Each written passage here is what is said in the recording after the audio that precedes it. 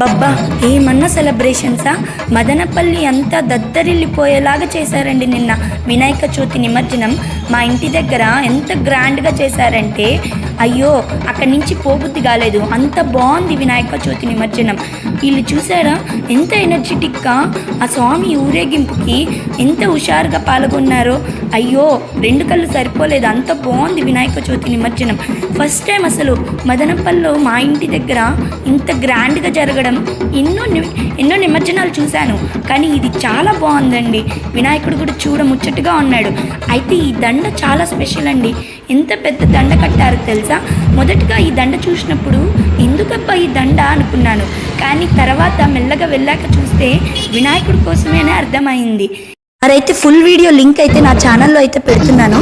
అందరూ కూడా ఆ యొక్క సెలబ్రేషన్స్ ఖచ్చితంగా నా ఫుల్ వీడియో లింక్లో చూడండి, మీకే అర్థమవుతుంది. మదనపల్లి అంతా దద్దరిల్లిపోయేలాగా చేశారు నిన్న నైట్.